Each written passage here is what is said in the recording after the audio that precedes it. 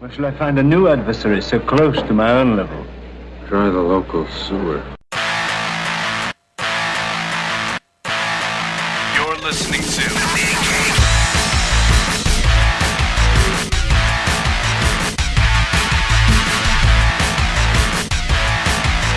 Comics Podcasting on the edge of civility. You're listening to The Mean Geek, episode 165. So, what you're telling me?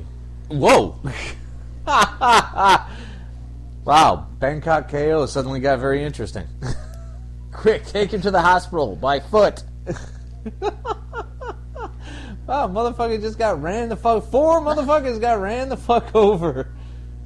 This giant zombie armored car thing, man. What the hell is this? God damn you, Christine. Oh, I see how it goes.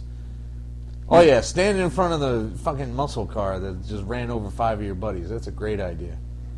Oh, shit. He just drove him straight through the wall. Has anyone seen Joy? Not since that car hit him.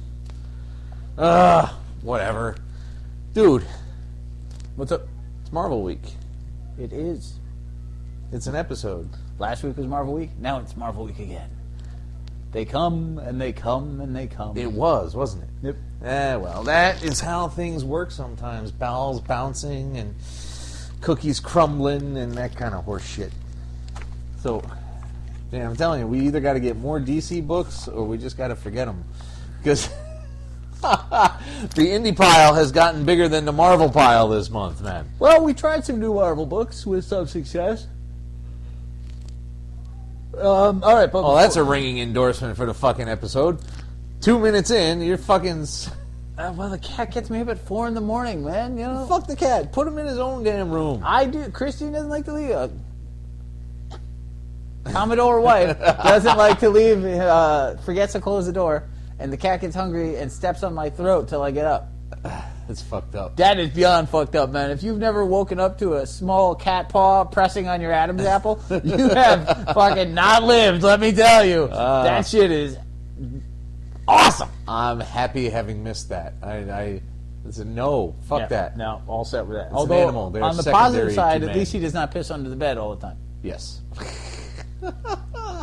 That's a bonus there, I suppose. I cannot fault you for having a cat that doesn't want to piss on everything.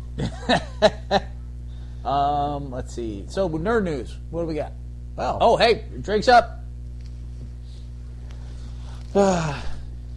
Egon, we miss you. To Harold Ramis. May eternity be another... I've got nothing. Dude. Who toasts dead people? I don't. I miss him. I'm going to miss his work. I'm going to probably watch everything he's done over the next week and a half. He's a comedy goddamn genius. He really is. The amount of amazing shit he was involved in. Yeah. That poor kid. They've just beaten the shit out of her. There is no joy in joy. See what I did there? Yeah, I sure do. So, we published an article this week. Yes, we did. The Revs review of Yi Sun Shin, Warrior and Defender. Good job. Oh, thank you. All right, it fit the tale well. It was a well put together review of a well put together book. It was an excellent book. Rather appreciated it. I'm going to put out some pictures this week Oh, yeah? What you got? from Portland Comic Con that market research analyst and official photographer Andrew Kolstad put together for us. Although I got to tell you, I went to convert an interview he did on his handheld recorder, and he put it in the file type that nothing I have wants to work with. Who do you interview? You know, I didn't even listen to it. I couldn't tell. He's like, here's an interview. Good artist. So I'm like, I'm going to have to disappoint him. That's too bad. Oh, well. I was looking forward to it, too, because I'm like, oh, we can get, more exposure for everybody, for ourselves, for him, and I can't even listen to it. It won't even open. That sucks. Yeah. Did he pick anything up for himself, or was it strictly a photography kind of... He did not mention. So, maybe he'll tell us later. Who knows? He'll throw it on Twitter, I'm sure. There you go. So, God in heaven. Did I watch anything this week? Oz, the Great and Powerful. Yes. Where every last gag fell down. Franco is not a leading fucking man.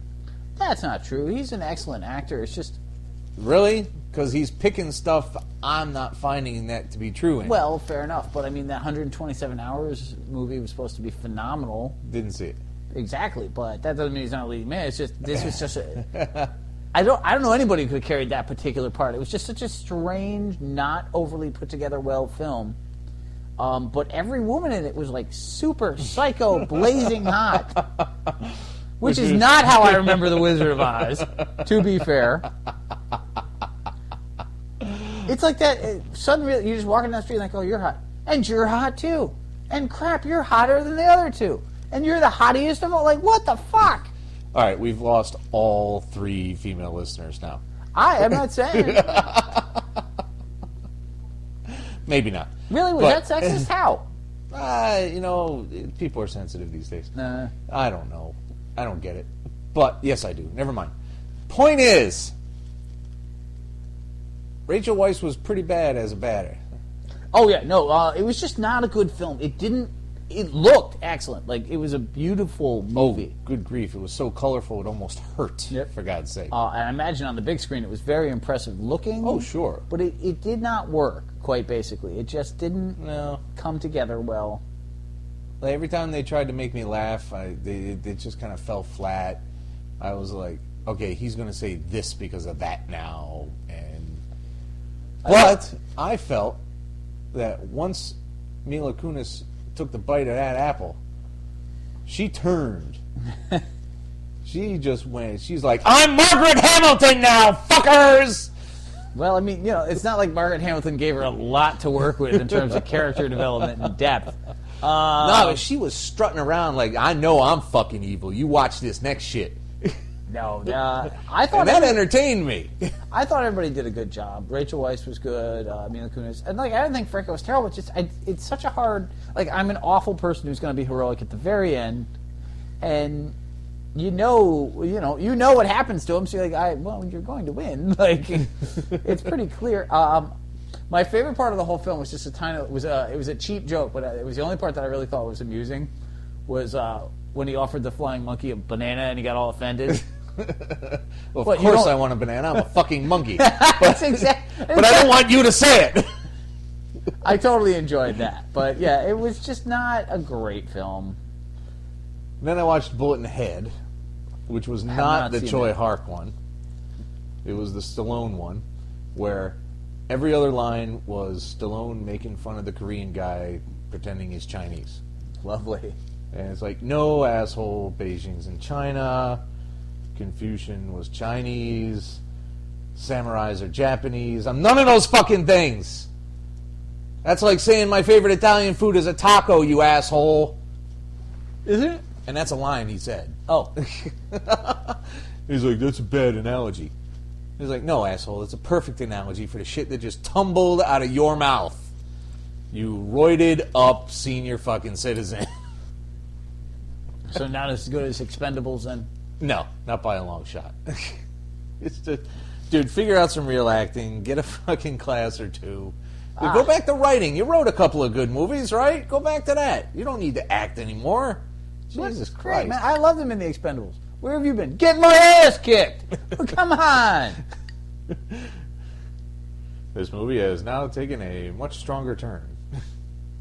Subtlety. It has totally not, by the way. No, I've been playing a lot of Skyrim. A frightening amount of Skyrim, because I've been sick and didn't want to move. So, That's unfortunate. I'm level 64 now, Good God, out of how many? out of, who knows, 81 I heard there was a potential for, or Good some Christ. shit. I am on the last mission, the last actual mission. Anything after this is just a side quest money maker. Are you going to do them all, or once you finish the mission, you're going to take a break? Well, I don't really want to become a werewolf, so I'm not going to do all of them. Wait, what? Yes, there's a mission, there's a quest line where the companions turn out to be werewolves. You don't know who they are, but people listening are like, "Oh yeah, that's right." Now, how do you know that you become like? How do you? Because at the end of one mission, they're like, "You must now decide if you will join us and release the wolf within, or stay a mundane." And I'm like, I don't want to become a fucking wolf, man. You know, there's some strangeness. I remember I was playing, what is it, Red Dead Redemption, or Undead Yeah. Redemption, Uh-huh. and there's a mission where you start hunting Bigfoots. And you kill 3 of them, and then you get to the last one, and he's like, "Someone's murdered the entire last of my family. We're the last Bigfoots of all." And he begs you to shoot him so he doesn't have to live forever alone. And then the only way to finish a mission to get away from this horribleness is to shoot him. So you're officially some sort of Bigfoot murder barbarian. Genocide guy. Yeah, I was like, but you people have really firmly not grasped what I'm looking for in a video game. Like, Oh, but they make me do stuff in video games I don't want to do all over the place, man. I want to be a good guy. When I choose good guys in video games because I want to be a good guy. I got a hero complex. I ain't gonna code it. except Star Wars games. You almost always do the bad guys first in Star Wars games. That's not true. You play, no, what not? Galaxies, I played in Imperial. That is accurate. But most of the other games don't allow you to make an option. Oh, I thought you usually did the Empire first whenever you did like the battle ones. I know you did the Horde first in No, Warcraft. that's no. I never had a Horde character. No, not World of Warcraft. Oh, You always do the bad guys first in those kind of games, no. except for sometimes- Command and Conquer. That's not true. They don't always let you. Oh, okay. Sometimes they're like, this is the story and this is where you're starting. But yeah, well, I remember back in the day, and God, Warcraft is how old ago? Long ago.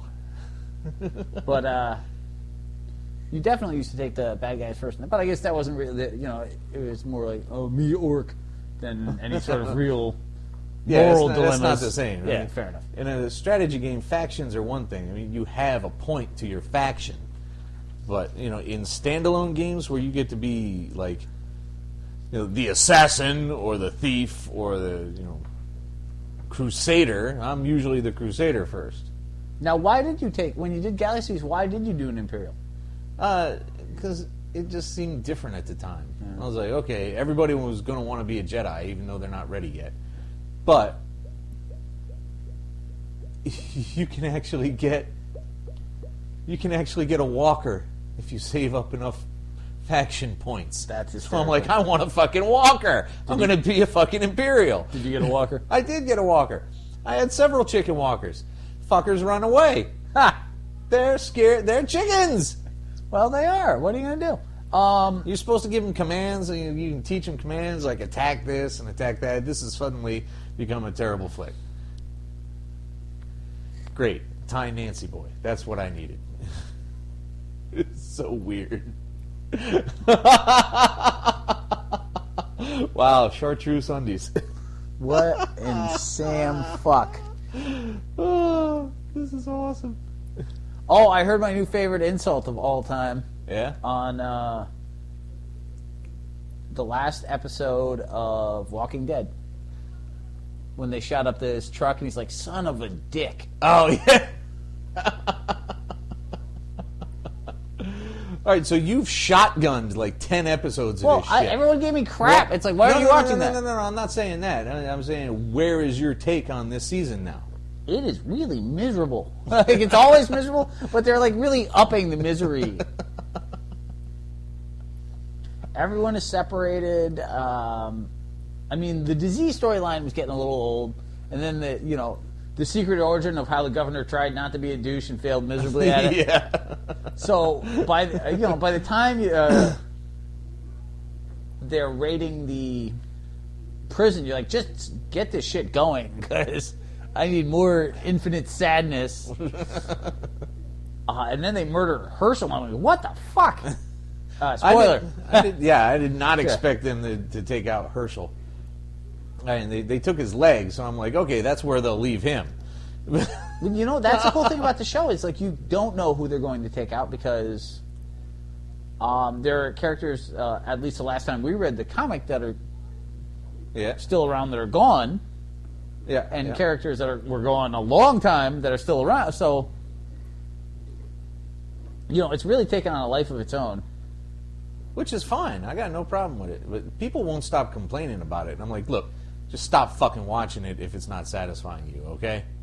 Would you do me that favor and then shut your fucking pie hole about it? It is an entirely different entity. Yeah. It's just they've taken the same character and gone an entirely different way with it. But they're not really ever complaining about characters. They're like, how come there's no fucking zombies in this episode, man?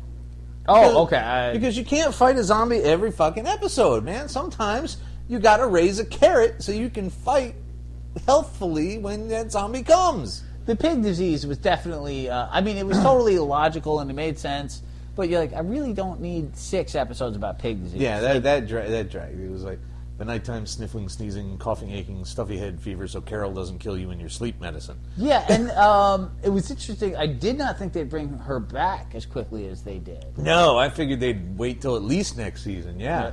So, I'm curious. But this thing has frightening ratings, man.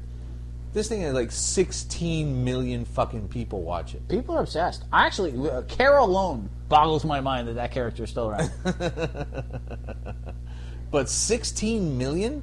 What other show? That is the top show right now, period. And the funny thing about that is most of these people probably don't watch zombie films. No, probably not. And they certainly don't read comics, Yeah. or, somebody know we're around. But, oh, that's not right, man. This is one creepy-ass flick. There's no Thai guy who's ever been that big. Ah, see? That was disgusting. Let's talk some comics. Okay, kids, I want you to know why the Rev just had an embolism.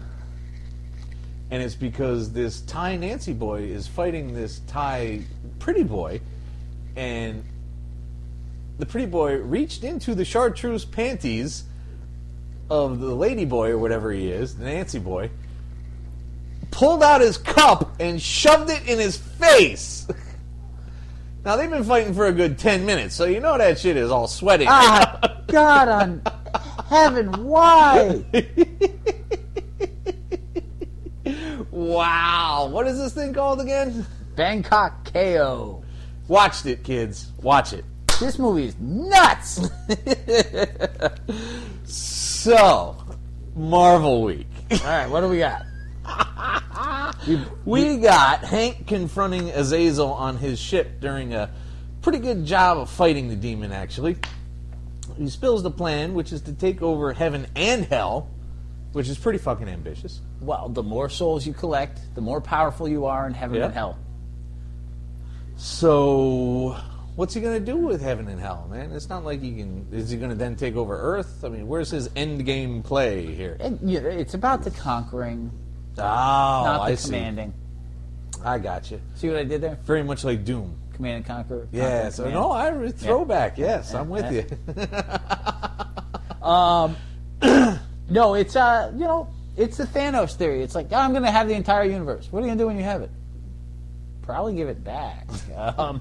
It's the getting there that's Just fun, like Doctor Doom did.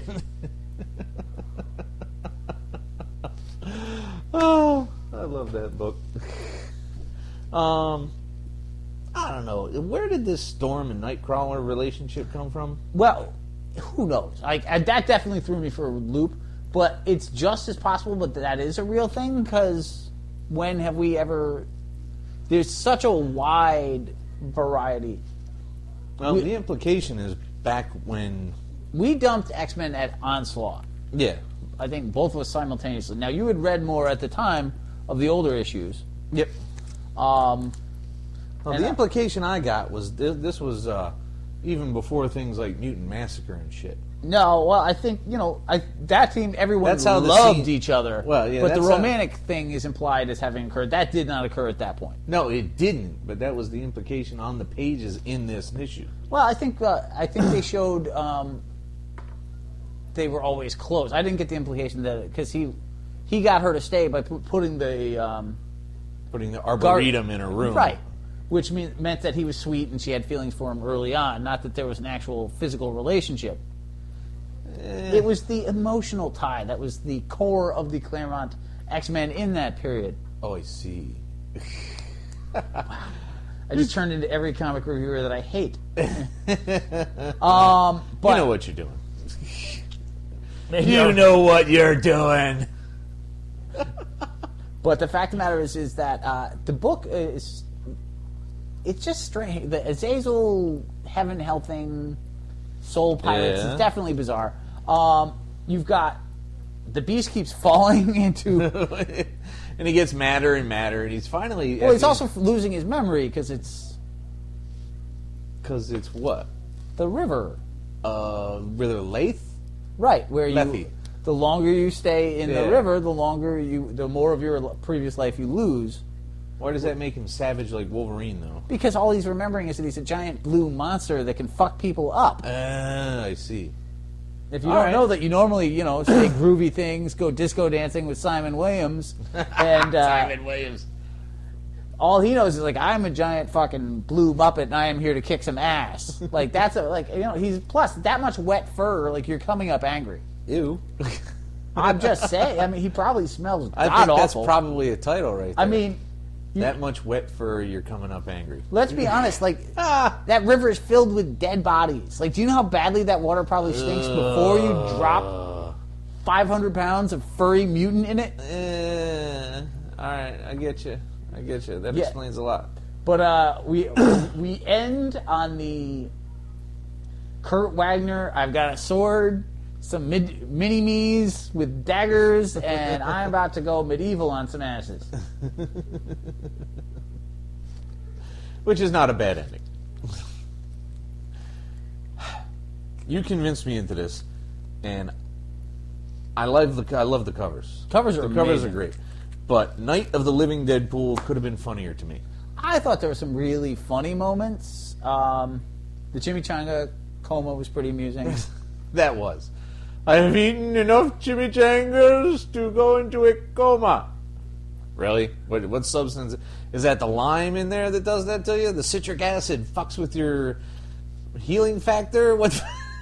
There were some surprisingly dark moments, however. A couple, yeah. It's like, whoa, when did that kid decide? Wow, hey. And they did something that I've never seen. I have to give Cullen Bunn mad credit for this.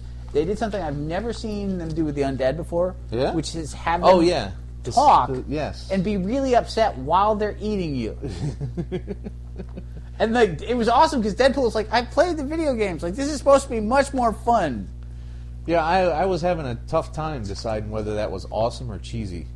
Well, I think it was awesome because no one's ever done that before. And think of how much worse it would be. Like, if you were playing Left 4 Dead, Yeah. and all the zombies, instead of growling, kept going up, I'm so sorry. Find my daughter. This sucks. I'm miserable. Kill me. Wouldn't you be like, I'm turning this game off now and I never playing totally it would. again? I would Yeah. never play that game again. It's like, this is horrifyingly awful.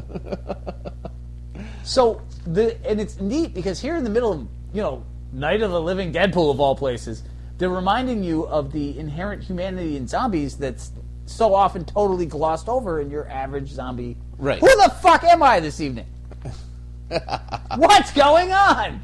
But Who am I this evening? there's a the crisis for the Rev soul here at the Mean Geek. Yeah, so there's that really like depth to thought, and they only play with that for about 4 seconds because it's a fucking Deadpool comic, but still. And Right, then, they put it out there, and that's the important part. Yeah. But then the League of Grannies at the end of the second issue, whatever the hell that was. That was weird, and I'm not sure where that's going to play out. It was strange, dude. No, it was there were some very light moments. It wasn't a pure comedy book though. That was the interesting factor of it. Is they were really playing with it being a zombie dark book, not like Afterlife with Archie, let's be honest. Right. While still having the typical Deadpool humor. But like the dead kids aspect was fucked. Yeah, I didn't enjoy that. We thought it was a rabbit. No. No. It was no. No. It was your sister. Oh, sorry about that. Spoiler podcast. But yeah, we picked up the first two. I don't believe we ordered the next one, but if I found it, I would probably grab it. I really don't remember if I got that for you or not. I'll find out. God. But it was, I thought it was quite well done. Colin Bunn continues to impress me as a writer. But it is, the kids get like, no, this is for mature audiences. In part because people keep getting eaten. Oh, sure. And in part because they're really playing with adult ideas of horror in a comedic Deadpool way. Which is a bit of a twist. And I'm still waiting to see if it totally works. But I think it's got much promise. Yeah, much better than I thought it would be. I was just like, oh, well, we got to check out Deadpool and wacky hero zombies. But, unlike, say, Marvel Zombies, there's no Major America walking around with half a brain leaking out. Or that kind of, Marvel Zombies, I never read all of them. But I was like, quit talking. You're all arguing over this particle of jewel left over from one. I have the first two graphics, and I enjoyed them both immensely. But they are, it's a very different feel than this. Oh yeah, that's what I'm getting at. The part where they cut holes in their stomachs to pull people out so they can keep eating them to maintain their brains. That's another idea I'd never seen before, but not on the same level. We'll just say that. Well, you need innovation. What are you going to do? Innovation, however, is not the invader's strong point. So the Kree are out there, and they're hunting the God Whisperer, which is God knows what. The original Human Torch has been hiding out in Indiana or some shit as a mechanic, some Midwest shithole, forever. When out of nowhere, the Kree accuser Tanalth outs him in a fight and tries to pull some memories out of him because, of course, somewhere he knows where the God Whisperer is. It must be what made him him. Oh. I just thought of that. Yeah. That's why he knows. Because the God Whisperer is in him. Well, you got this entire memory of... what was the name? Instead of Captain America, it was... Oh, for God's sake, I didn't write that down.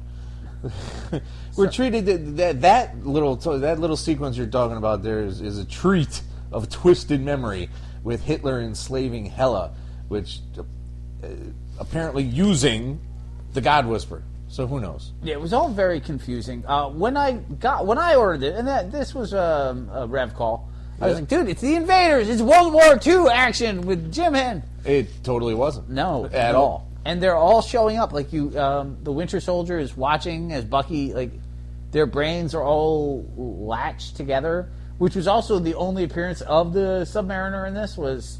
While the Kree Supreme Intelligence was interrogating him, how did you get a hold of Namor, for fuck's sake? Yeah. You live on another planet, and you got to go into the ocean to find his seaweed-smelling ass. Well, I think it was the fact that it was a shared memory, so you could capture one, look into his brain, and all the others could sense it. So it was very confusing.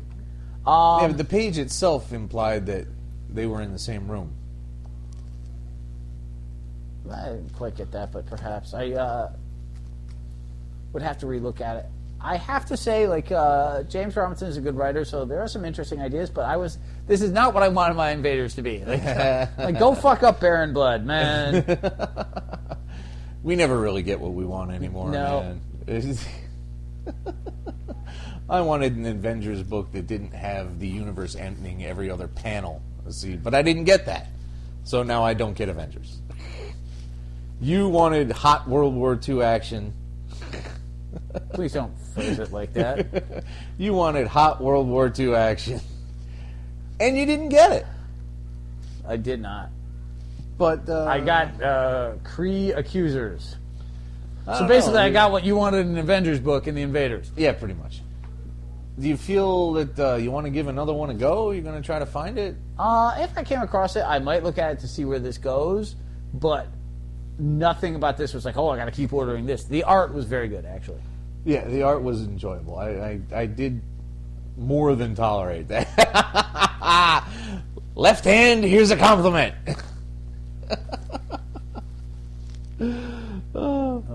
my But Origin 2, number 2, let me tell you, when Mr. Sinister shows up, that's an instant into suckitude. No, that's not true. Sometimes it's good. No, it is. But he's hunting Logan with a party of mercs, I guess? did you get the implication? He's hired he's got his own men. His little... Oh, he's got henchmen, but he's also got those 3 other doofuses. Yeah, well, he hires a tracker who is employed by a boss, and then there's a girl sidekick. Yeah. And the tracker is Victor Creed. Who I just can never get enough of, man. My money is all on Creed. No, it's not true. And of course, Logan wipes out all the men that Sinister brought with him until they finally, beat the shit out of Logan somehow with Creed getting in the way or something. And they put him in a circus. A circus? Really? That's your big fucking thing? Let's hunt down this guy and get his genetic material for the guy who's been manipulating bloodlines for centuries and put him in a fucking circus? I think it wasn't Sinister who put him in the circus. It was Creed's boss. Well, what did Sinister even care for if he wasn't going to take Logan? I'm not sure that he got him. Like, it was very... That's what it's all confusing and strange. I never read Origin 1, and if it's anything like this, I'm okay. No, it's even more boring. Oh, good. It is a beautiful looking book, though. Oh, sure. I mean, Adam Kubert cannot be fucking beaten, and it's a book to look at, but I'm thinking it's a book to look at. I can't care about anything less than the amazing Claude Man Circus of Du Freak. Come on. Oh, and I got all of them, all 6 of the little shits. I don't have anything to add. That's the whole plot, and that's how I feel. It feels more like I know it's the origin and all, yeah. but it feels to me more like, particularly with the beautiful Kubert art, Neil Gaiman's 1492. It's like, oh, here's people but entirely new in weird ways. Hundreds of years ago. Yeah. Yep. I'm with you. I'm trying to have faith in Gillen because he has not disappointed me yet since I came across his name in Journey in the Mystery. Because I don't know what he did before that. I don't remember clearly hearing his name before Journey in the Mystery, but now I'm like, I need me some Kieran Gillen. And maybe the bell curve has peaked at this point. I don't know. I want to say that we're still on a rise. It might simply be that this is the, this is what you have to work with. Yeah, it could be. There are points where the material just doesn't let you do what you want to do. Right. Take your 14th century, 18th century Wolverine and make Victor Creed show up. Oh, by the way, and have Sinister be really annoying and hoity-toity. Really? It says in my plot description, hoity-toity? Yes, it really does. Son of the bitch. Son of the bitch. Things are rapidly... Oh, crap. He just got smacked with that axe. That hurt. Things are rapidly ramping up to a phenomenal conclusion for Superior Spidey in 25 and 26 here. Yep. Wow. The Avengers take on Superior Venom while Goblinita makes Carly into... Monster! Didn't I tell you would, yeah? What was your take on Monster? Yeah, didn't I tell you? Monster is a horrible name. I told you last episode you were going to what the fuck, man? And I was right. Tony goes and he checks on Flash because, he's separated now and he might be dying or some shit. He takes 35 seconds to repair Cardiac. I just here, berserk, and you're fine. It's a tiny thing, but you know what drove me totally berserk?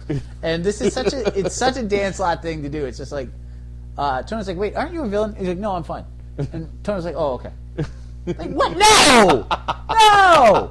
No one does that. Think about it. He literally has a 4-second, like, you're cardiac. Like, aren't you a really inept asshat of a villain? No, I'm just a doctor in this scenario. Oh, okay. Let me know when you're a villain again so I can thump you. He's like, I'll put you back together. You take care of Flash, right? I gotta go. I gotta go. Sometimes Slott just wants the plot to move forward. Yeah, like- well, he shouldn't have scenes with fucking Cardiac in it then. Oh, God. His Cardiac is not the worst Spider-Man villain of all time, but He's like, way up he's there, a man. playable card in that game, man. You know, like, you're not going to win with him, but you're definitely going to make it to another round. There's a clash of goblins and henchmen at the Spider Island Control Center as a proving ground for Monster. Oh, my goodness gracious. Tony gives Flash his armor. Peter fights back long enough to let Flash take the symbiote back, which was pretty cool. Yep. Because Doc had the personality in place mostly to just overpower the symbiote's will to resist. But then Peter comes in and says, no. Let me work on this for a minute. There you go, Eugene. Although it's a little frustrating that, like, they had the whole Peter personality subplot, Yeah. and then they just suddenly bring that back inexplicably. Almost out of nowhere. Yeah. No, actually, completely out of fucking nowhere. That one little spiritual particle, like the fucking Sandman, is back. Going up to the spirit in the sky. What on earth? No, like, I love this book. I love Dan Slott and Spider-Man, but the Doc Ock Spidey thing has run its course and needs to go away at this point. Oh, no, it's pretty soon. It's like 3-4 more. Well, let's see. 1, 2, 3, 4, 6 more issues tops. Because the order form last night had amazing #1. Yep. But So- you got 2 of, right? Well, yeah, 3 really. Oh, wow. So that was all that shit that we just said was 25. All that was in 25 alone.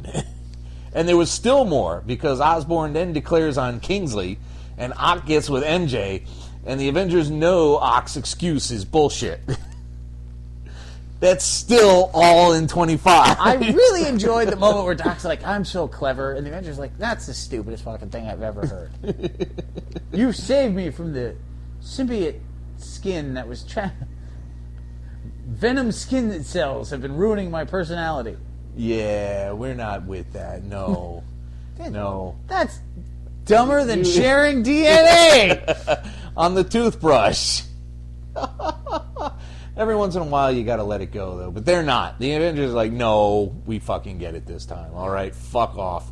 Yeah, we're going to find out. As a matter of fact, you're fucking fired. By the way, have you noticed that Tony is slowly becoming a giant official asshat again? Yeah, I did. In, like, everything, though. Not just here. In Hulk, in his own book, in the Avenger. Like, at least it's a uniform. Yeah, there's that much. I mean, there's a consistency to it, but I don't need nice Tony, but I need Tony not to be this giant asshole. He's definitely turning into an asshole. He's not just a bit of an ass. He's a fucking avuncular. What the fuck am I looking at? But I love the part where he's like, wait, when did we examine him? Well, we checked all this, Tony. Well, I didn't. Yeah, that was pretty Fine, good. I'm like, Tony. Let's take a look at your results. Oh, they're all gone. Oh, you guys are all just super scientists. You have Simon Williams do this shit or what? Hank Pym check this out? What the hell? 26 is just one giant goblin fight. I thought that was awesome. No, it was great. I enjoyed it. I mean, there's very little plot going on in there. Pete begins the real concerted effort for the Long Claw back. And the Avengers, like I said, they're like, no, you know what? You're fired. We can't have you doing the things you're fucking doing. You are doing supervillainy, asshole. We need this to stop. Well, I fucking quit then, man. You can't fire me because I quit. That's all there is to it, man. I'm getting the fuck out of here. You know what was awesome, though? And I have to hope that Dan Slott did this intentionally. Yeah? Is he took the most classic comic book trope and turned it into a plot point. Which one? So, in order for Doc Ock to erase Peter Parker from his memory until he showed up again, he got rid of all of Parker's memories, except for the ones he'd already accessed. Right. And so, in order for this to be a comic book, obviously all the memories are all the key important moments of Peter Parker's life. Sure. So you can have your montage. Uh-huh. Because you've got to have a montage. Yeah. And now you have people walking through this montage of his life going, having his Rocky moment. Because all he's seeing are like the most important pinnacle moments of his life. Because Doc Ock, other than sex scenes with MJ and key moments, has nothing else. Like, there's nothing like, where Peter had a sandwich. No. It's strictly, I'm your Uncle Ben. Well, it would great have to power comes great responsibility. It would have to be one fuck of a sandwich to influence that memory, man. I'm just saying, dude, if you... It'd have to be are you ready? You know what's coming. Go for it. A hero sandwich.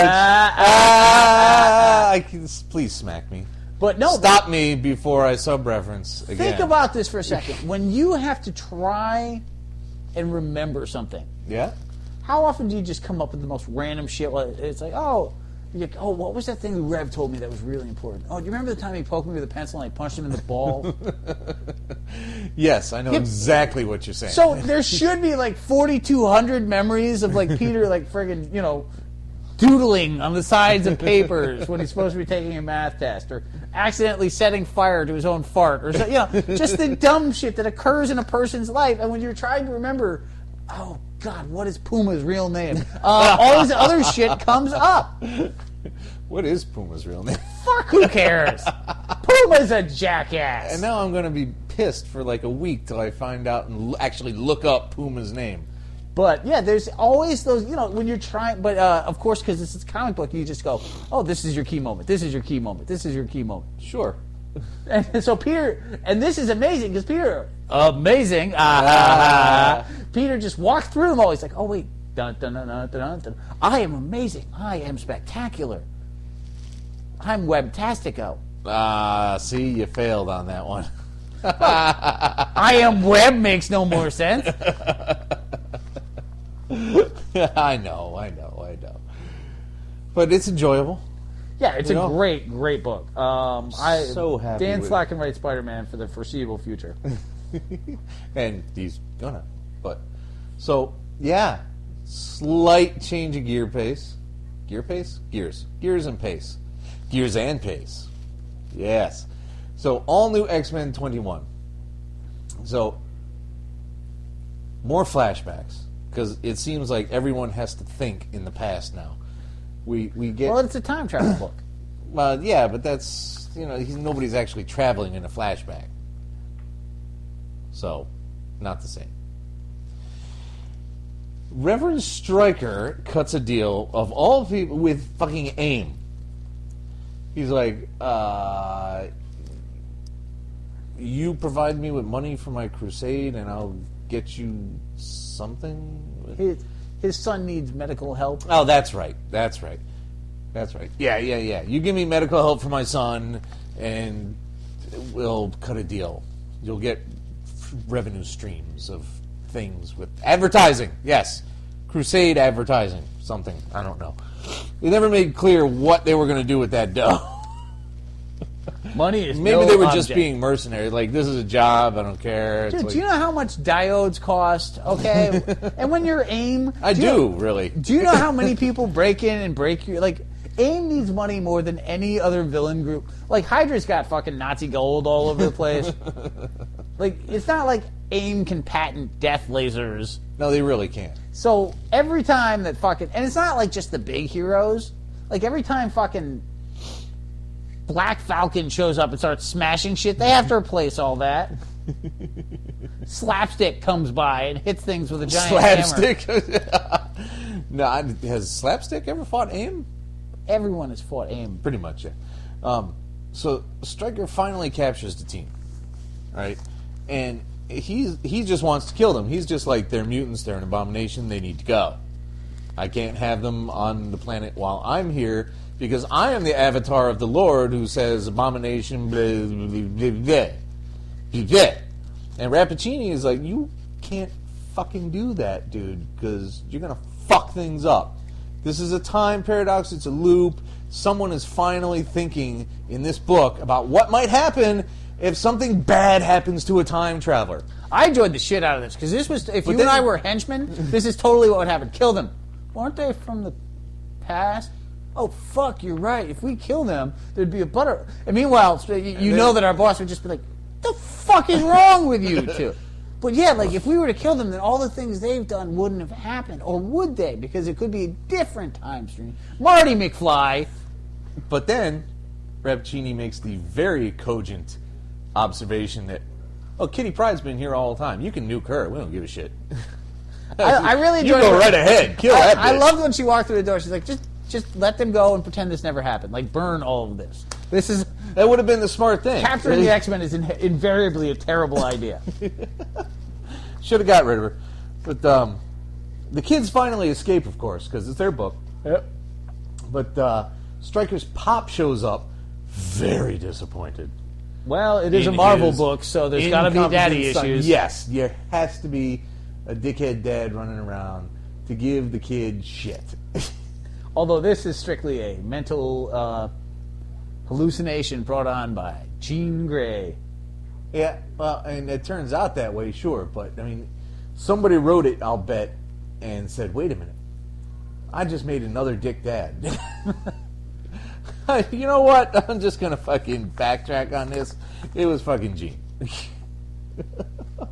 Oh, you Gavolt. But I'm telling you, it's a good book. It's well worth reading. No, it's a very enjoyable book. I need these religious cyber zealots to go away. Yeah, there's only so long you can take those guys. There really is. I mean, it's like, yes, metaphors, blah, blah. College course words to make me sound smart, blah. Prodigal.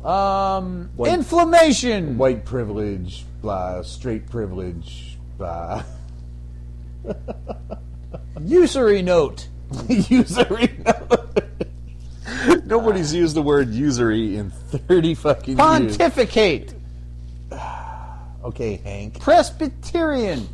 I'm running out of smart Not words. really a college word. So Black Widow has gotten her own book. Again. Maybe this one won't be a miniseries for once. Has she ever had? No, she's never had a series, right? This is Not her a first- real one, no. She's had miniseries galore. Yeah, plenty of them. So Natasha's doing jobs for profit, but in a pay-in or a callback to Avengers, she's doing it to clear out the red in her ledger. Which, you know, if you're going to make a callback, she just feels bad. She's paying it forward. She feels guilty or some shit. So, you know, the whole red in the ledger thing is kind of ham-fisted. Because, you know, there's no one reading this book who hasn't seen fucking Avengers. It just doesn't happen. They'll get it. They know. It's never going to happen. But she saves a bad guy's life. This guy is pure D fucking evil. He's not a good guy. No. He's and not. you think she's there? But it turns out, it turns the fuck out that she saves his ass so that she can fulfill the contract on his contract killer. Dun dun dun! I'm not here to kill you. I'm here to kill your killer. Which he's got to be like, whew. Thank you, lady. You want some more dough? I've got dough, really. She's got this lawyer sidekick now, who is kind of like the money guy who's like, you know, Natasha, you can make a lot more dough on this.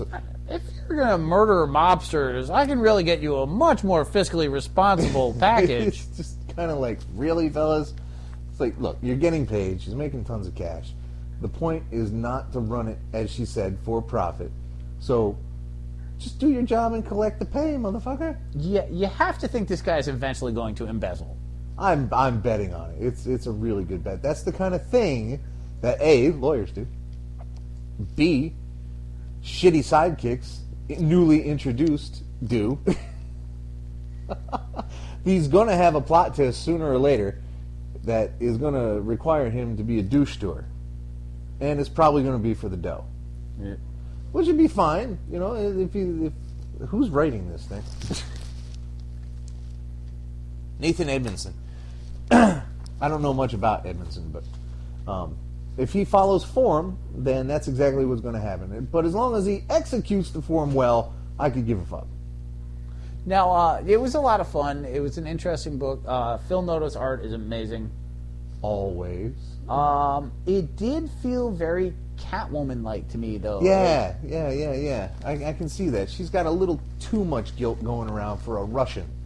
Yeah, you know, I mean, her idea of feeling bad has always been, well, I'll just bang Hawkeye and then feel, you know, or let me go ride Daredevil around. Like, you know, Natasha's never been really all that. Ride Daredevil around. She's never really been all that insular in terms of her. No, you know. she really didn't. I definitely get the idea that they're trying to humanize her a bit. And they try that a lot, and then it goes right back to being, I am, you know, the baddest woman in the Marvel universe. Yeah. And I don't have a problem with her having more depth. It's just a matter of, you know... Just have her be a fuller character. She doesn't have to be a moralistic guilt person to be a fuller character. I don't even know that they're going that far with it. I just feel like this is such a common Catwoman storyline. Like, you're my money man. Invest it in people so I can feel better about all the horrible things I did in the past. Like, this has happened a lot in Catwoman. So now for Black Widow to be like... I don't have a problem with there not being a rampant Russian horror. Like, let's be very clear. Yes, we could probably move on from that particular role. But I feel like there's always... Every time they do a Black Widow miniseries or focus on her as a character, they really seem to fire out this whole, you know, sorrow and depth and sadness. Well, I mean, there's only so far you can take a sociopathic character. Eventually, they're going to have feelings. I mean, look at what happens to Frank Castle all the time. They have to keep canceling his books because it gets too... the sociopathy just gets too intense. You can't handle it anymore. It's like, okay, we can't just... He needs to have breakfast at some point. Yeah, but you know what? Like, Black Widow's been a team member. She's been a friend. She's gone out with the girls. She's banged Hercules. Like, this is a woman who's enjoyed life. Is she really this Russian miserable Uncle Vanya character every single time? No, she really isn't. But that's how every time she gets a miniseries, they go right to the, here's your ex-husband from Russia, the fighter pilot who you thought was dead, or here's your secret origin of, you know, your 15th spy origin. Oh, Boris is dead. Oh, Boris is back, and now he's dead. They do like tragedy in her single books, so maybe they'll get a little more, not sweetless and light, but definitely non-heavy is what I'm looking for here. Yeah. That's a good spy action, man. No, I want the book We to are be excellent. missing good spy action. I want good spy. We're action. not missing it. It happens every indie week in Velvet. That's true. Absolutely right. I want one more though. One more. 2 books would be nice. Yeah, no, and I think the book has potential. We also, in the second issue, we get introduced to a... Is it a supervillain? Like, not really. The repercussions of the Black Sea Job, which is it's kind of neat name. It's not a fabulous name. There's always the blibbity blah job, but the Black Sea Job has this kind of mystique to it. You know, it's got that whole Crimean thing going on. yeah. It's a bit of a... It's not... I can't really say it's a twist. I don't want to say it's a twist. But it's definitely repercussions from that job. You killed my evil brother, and now I'm going to kill you. Okay, great. Let's have a fight. I'm fucking fine with that. Iron Scorpion. Dude, how do you... Like, oh my God, the Iron Scorpion. What? Is that good or bad? The Iron Scorpion, didn't he fight Flash Gordon? I mean, come on, what the? I am the Iron... Like, what's left? Well, what are tough metals? Steel. Alliteration of these things just seems silly. Steel Scorpion. Aluminum. Oh, now you're just being an ass. No one says that. Silver Scorpion. It's not my color. You really can't do silver in this kind of scenario without dressing like it. Iron Scorpion. Iron Scorpion. Iron Scorpion. Yeah, that has a ring to it. I can work with You Iron gotta Scorpion. get the Scorpion No. going. It's not just Scorpion. Iron Scorpion. That's not going to work. You have to really kind of put some weight behind it because iron's heavy. It's fucking. It's what they make steel out of, for fuck's sake. So it's Iron Scorpion. I feel like I'm 15 again. So yeah, and Natasha has a cat. Sort of. There's a cat in her neighborhood that she won't adopt, but she does like to feed once in a while and have emotional content with. Last beer, I'm ready for it. Hand that shit over, yo. And for God's sake, don't fling it. Thank you. I don't mind the cat, but it's kind of like Catwoman! It's a little bit like Catwoman. I didn't want to draw that analogy just for the fact that it was a cat. But I think somebody drew the analogy just because she's a woman. No, it's not, but it's that, I'm there's not a going lot to of adopt stray you animals because you I'm could a have. stray and you're a stray, but we can be friends, and when I'm feeling emotionally sad, I'll bring you yarn and we'll hang out outside on my porch. Like, what the? I'm telling you, they're not... Like, buy a fucking ferret. Do something different. I can't see Natasha hanging out with a ferret, man. Can you really see her hang out with a cat? Like, none of it makes sense. No. That's not true. That's not going to work either, is what I meant. But still in all, I mean, come on, cats. Has anyone ever had... Is there a comic book character that owns ferrets? I want to say Madcap would. No. That guy have a weasel. That's a rather good point. Of course, the difference between a weasel and a ferret is about 2 coats of fur. I don't know if that's true. I have never coated a ferret in fur, so... What? No. Listen, the Thor is 17 and 18. Because I want to get moving here. Oh my god, this is the most fucked up ending to a Thor storyline. This was fucking weird, man. The confrontation finally makes it down to, of all places, the fucking subways of Manhattan. Which is like, why? The troll was fake, the fight is huge, but it ends quickly. Yep. Like, what, 4 pages tops for the whole fight? There's a lot of battle going on. The Black Elf Council has been hidden on Midgard in a butcher shop, Yeah. which somehow Malekith finds. Well, he must have been drawn to them magically. Well, See, yeah, that's- well, there was the giant monster thing in Thor's stomach that he followed. Yeah, well, there's that too. What? Shit! Okay, hang on a minute, kids. So anyway, before I had horrifyingly spilled my beer all over myself and the Rev's rug, we were talking about Malekith. And apparently the Dark Elves have taken up residence underneath a butcher shop in Midtown, like you do. Well, we're going to go where Malekith won't find you. But then we're going to elect you king of Svartalfheim, and, I love that, though. Like, it was such a... Like, to be truly fucking evil, you have to just think big and ahead. and come out on top. Have your plans work out, maybe not 100%, because then you'd be, king of all Asgard and the 9 realms, but you got to at least get away with it. Dude, the reason... And he totally got away with it. The reason that your big villains are guys like Skull and Doom and Thanos and Green Goblin is because every now and then they win. Yeah. Like at Doom, every now and then Doom just sits there and he's like, "Okay, y'all can leave my country now. You're invading." And Ben Grimm's like, "I'll punch everyone in the." It's time to go, Ben. He's right. Fucking sovereign nation. God. She's my sister. She's my mother. She's my sister. It's Latvaria.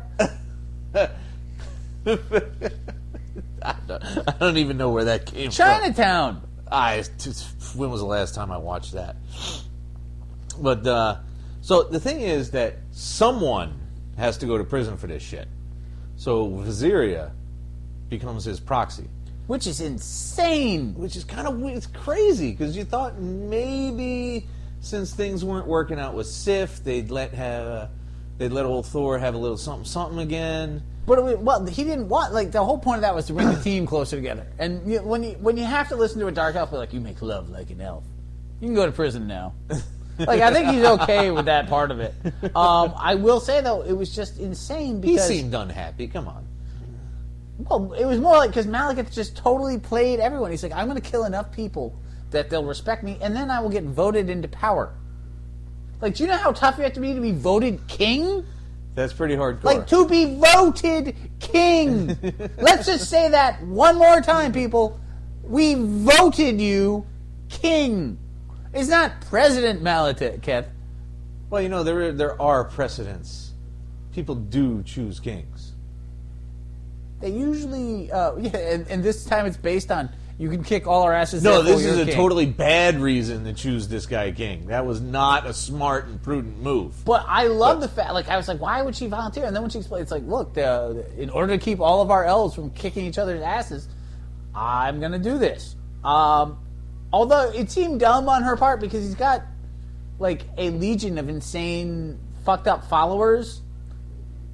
It's like, I will trade places with you and let these snakes eat my eyes so you can climb off my body. But no one wants to go to prison for him? Yeah, it's kind of weird. No, you gotta, prison is... What is happening in that prison that they would take prison? I don't want to know.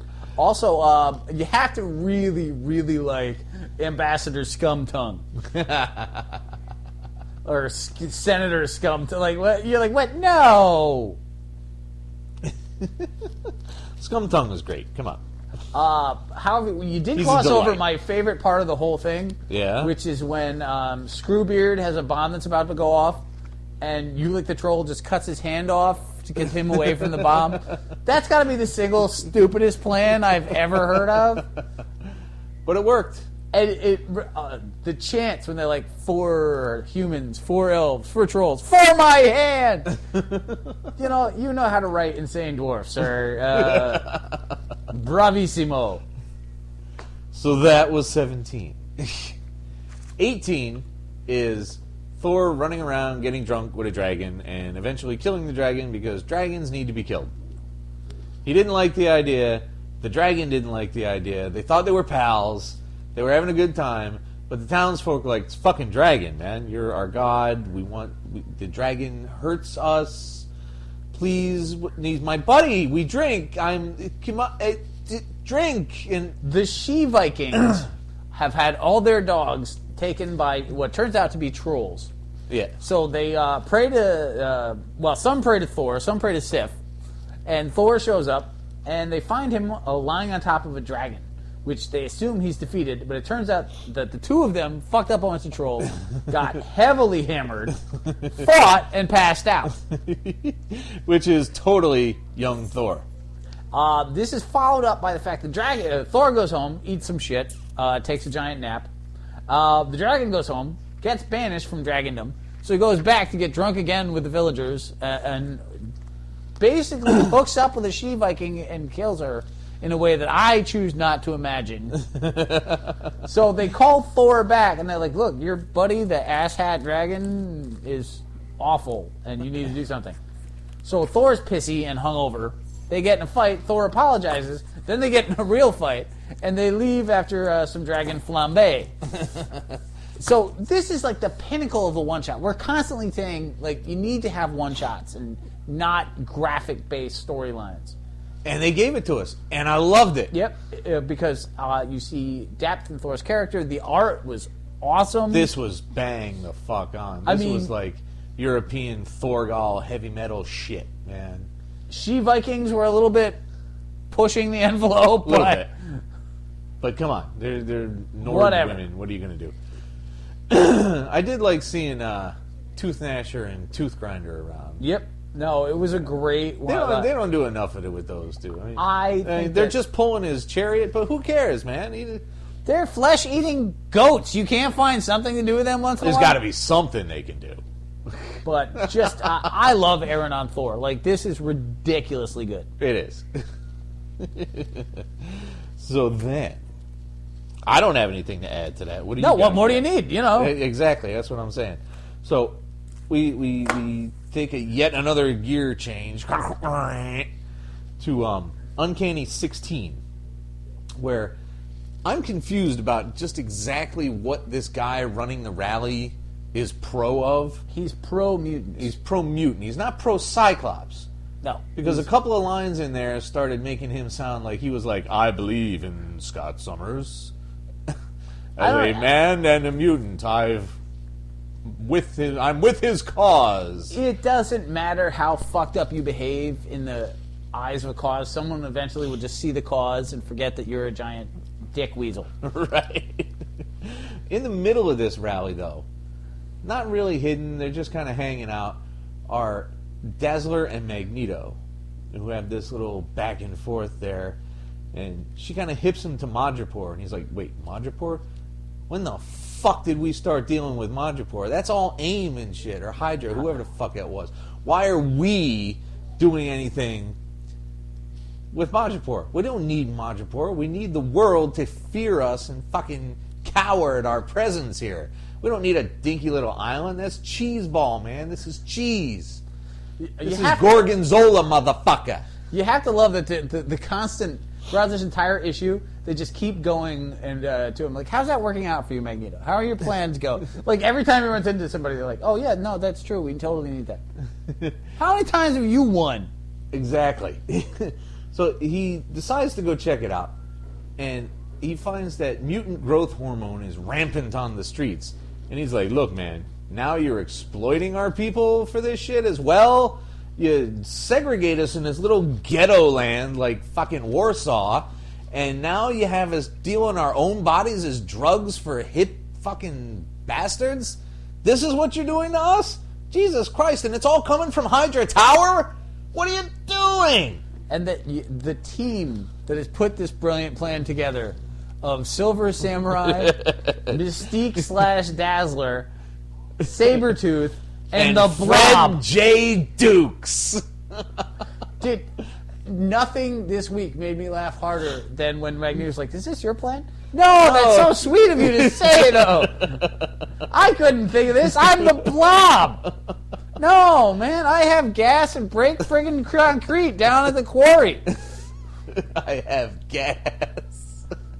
That amuses me terribly. Oh my god! So he hates the idea. He's like, this is not proper.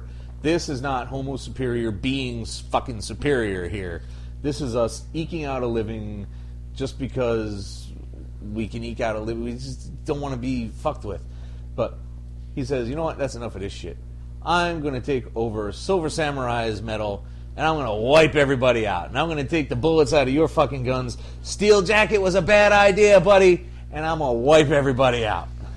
Yeah, you forget sometimes exactly how big a badass Magneto can be. And now I'm pretty sure we're certain that he has been hiding the extent of the damage of his powers. Oh, either that or it appears to be gone because he's certainly not acting like his... Exactly.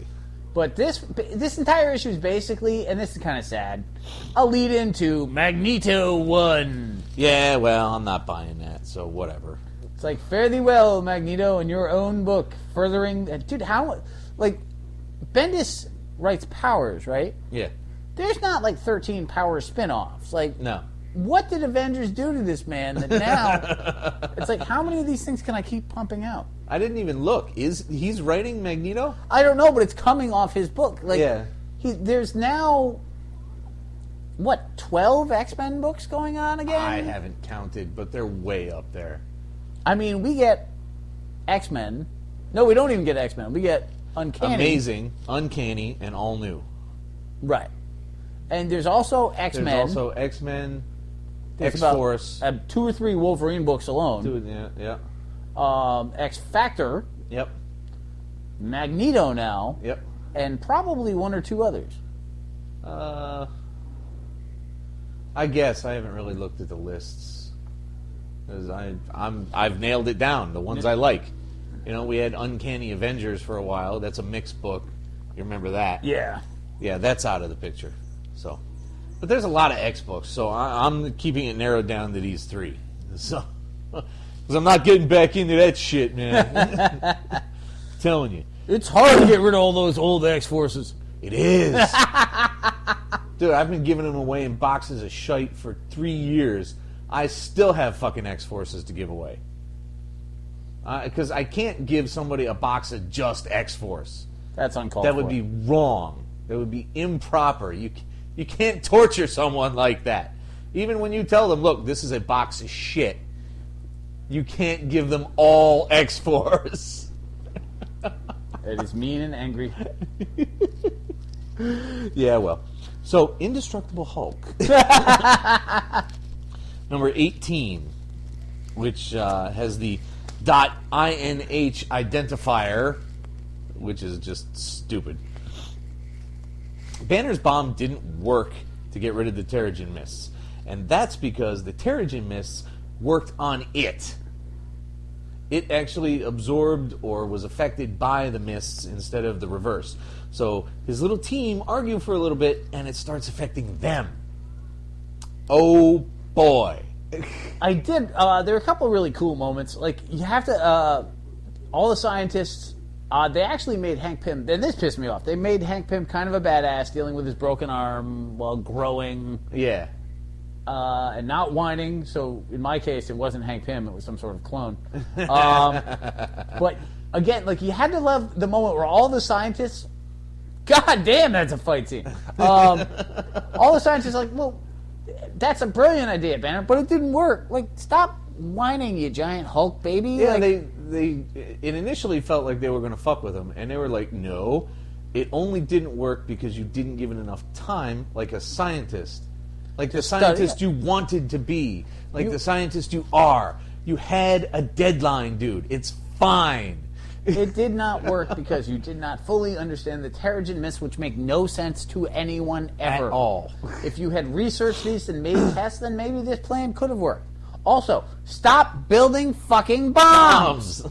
But That is the big thing, isn't it? Aerosol spray!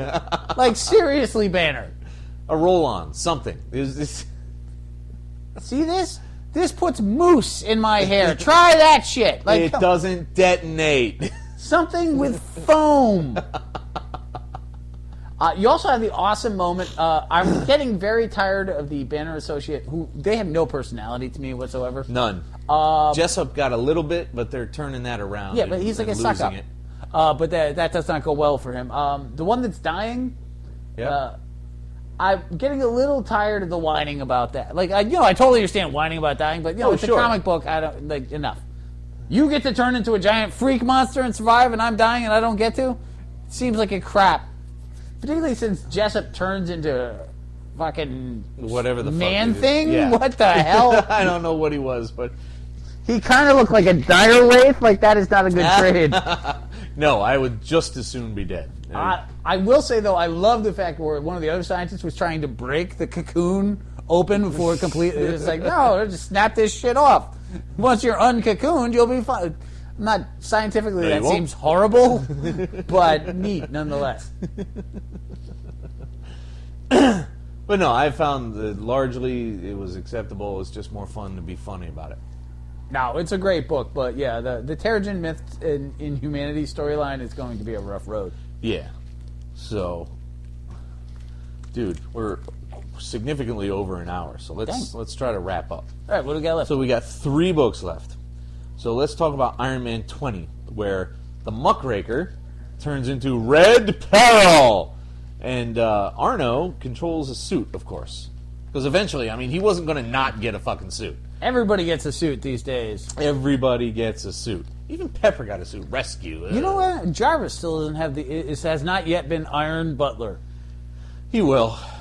Believe me. Iron Butler! I'm so ready for it. With his little tray that turns into Cap Shield. He's so nice. But no, Arno gets control of the suit, and in a trend that I'm starting to get bored by, suddenly he controls a lot of suits coming up for a big ol' iron party. Like, okay, we've done this several times now, dude. Just go back to the one-on-one stuff, punch something, and have it be okay. it's the big thing, and I'm tired of it already. Red Peril makes a pointless announcement from sitting upon the Stark satellite itself. Hey, I just want to announce to the world that Tony Stark's a giant douche for making his own city. I just wanted to make sure everyone knew that. Tony, and at the end, Tony and Rhodey are like, now wait a minute. These are fucking Mandarin rings. And we got to find out why in fuck's name these Mandarin rings are not where we knew them to be. And it turns out the Ring of the Mind has been deceiving them all about the location of the other 9. That's just awesome. And then it's like, oh, sorry about that. Zing!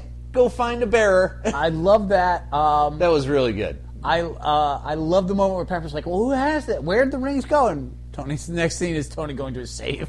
Yeah. And I really had liked them in there. I thought I locked it up.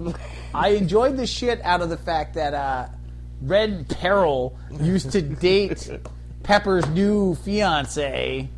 An aspect I missed, but I was like, whatever. It's dude. like Pepper kind of has a type, apparently.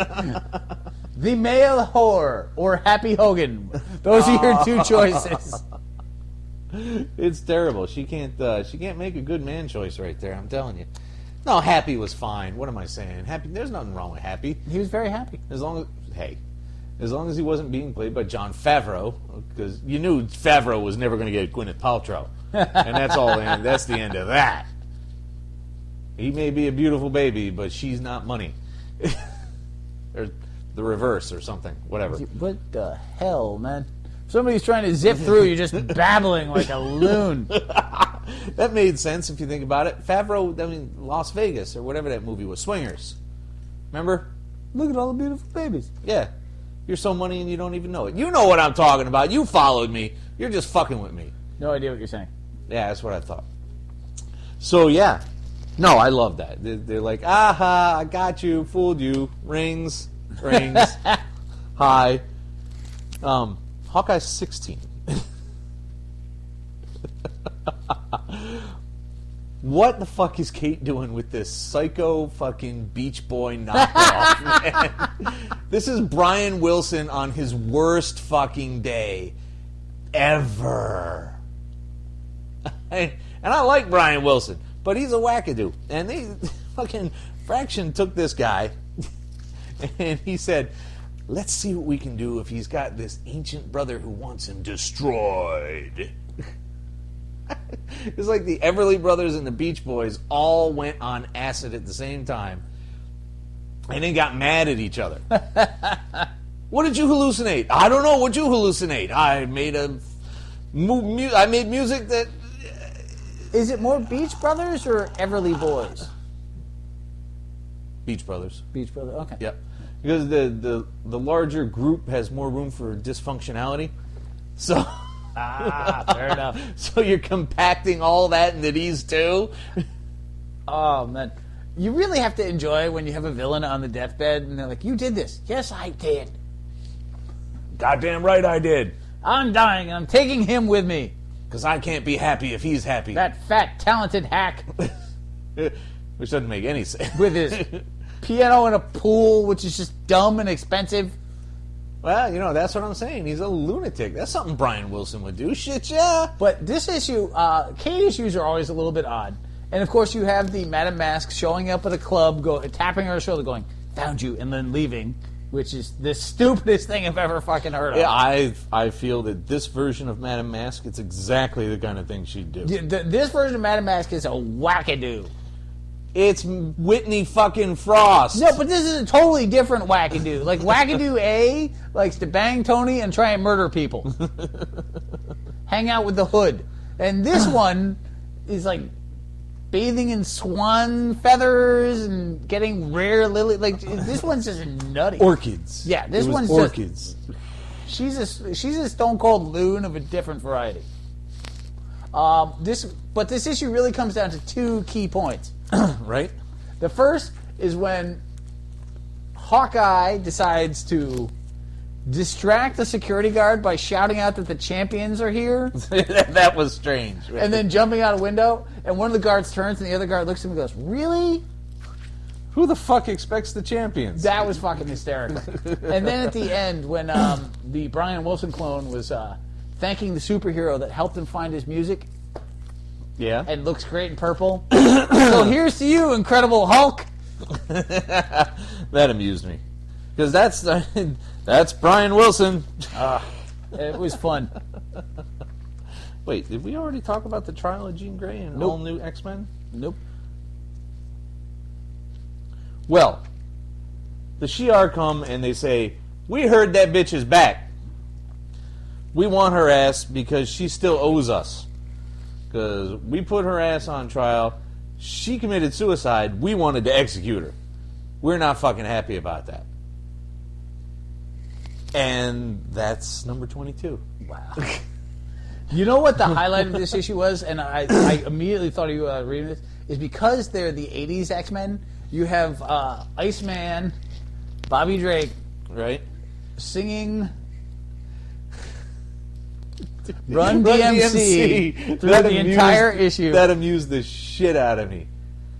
Because it is tricky to rock a rhyme. To rock a rhyme that's right on time. It's tricky. It's tricky. It's tricky. Hit Tricky, the title. Here we go!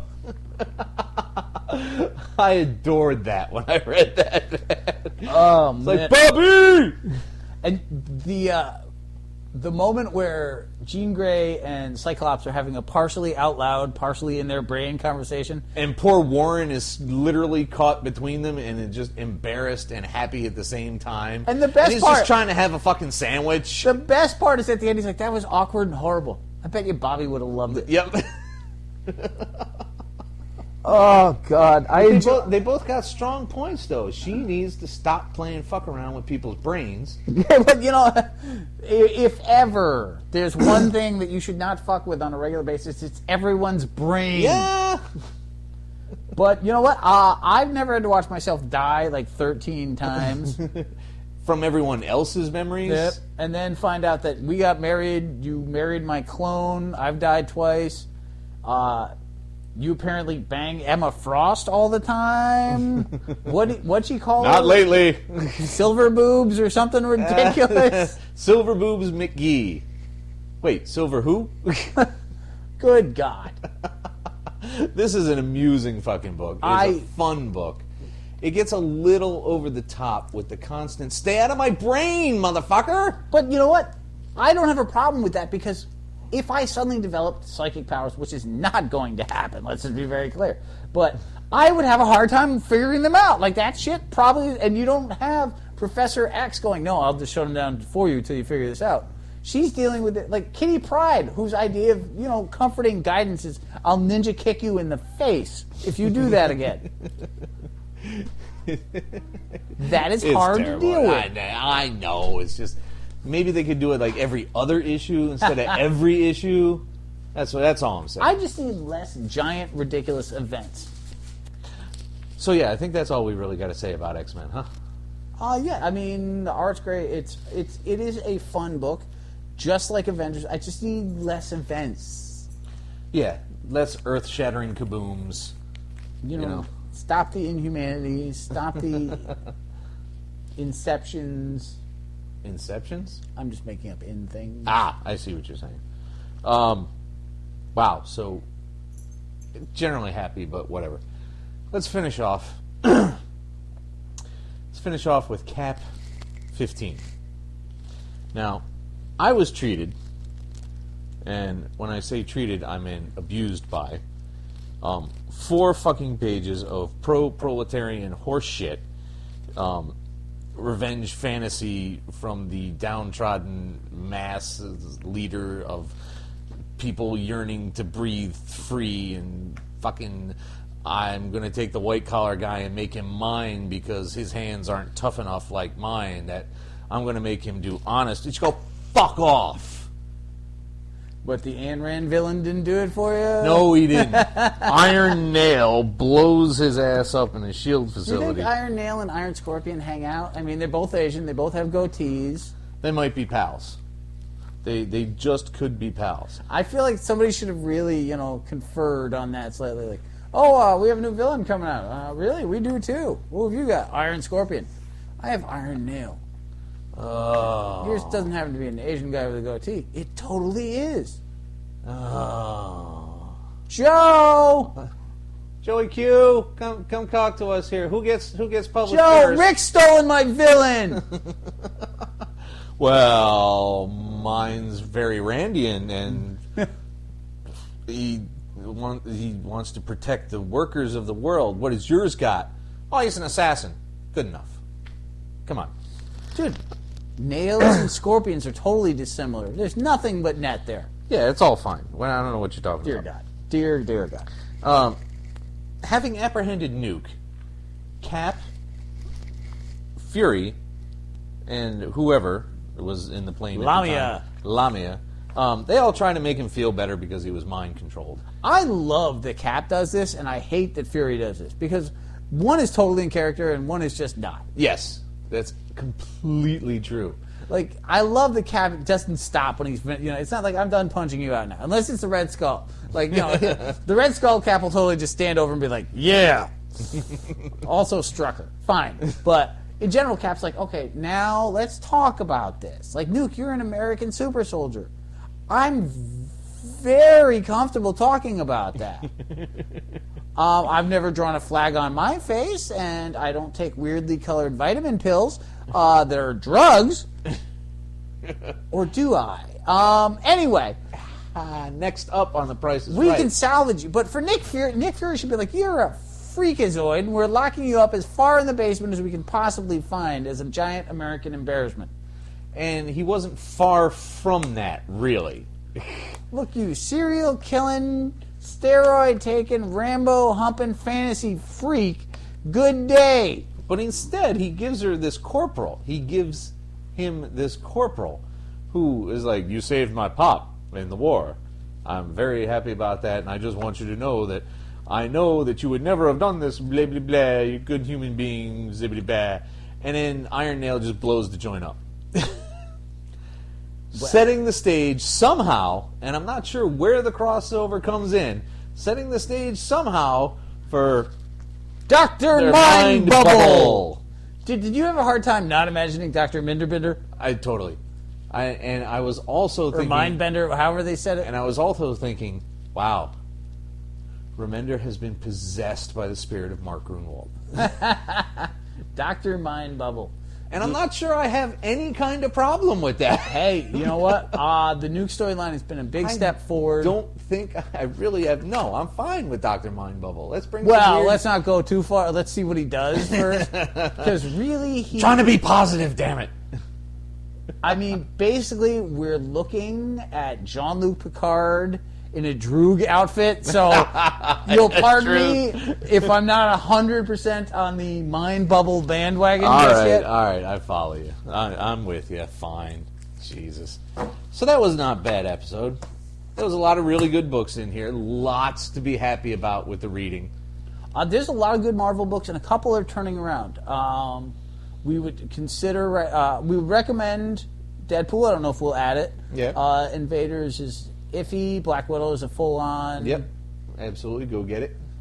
And plus, there are things coming soon. Winter Soldier's coming soon. Yeah, they got a mini coming out for him. Very happy about that.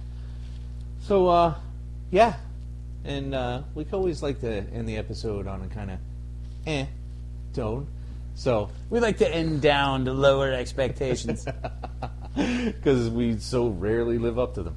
So, what? Always. We live down to our expectations. That's what we really should say. Going downtown. With Julie Brown? I don't know what you're talking about. Say goodnight. Bless you, fuckers! And Harold Ramis. Out. The Mean Geek is recorded live at the Reverend Mad Duck's apartment whenever the hell we can get to it. Find us on Facebook, Stitcher, Twitter under @TheMeanerGeek. Subscribe to us through RSS. Or we can be located at our own site, www.themeangeek.com. And most importantly of all, you can find us as a proud member of the Comics Podcast Network. Email us directly at TheMeanerGeek@gmail.com. Can I drink now? You may.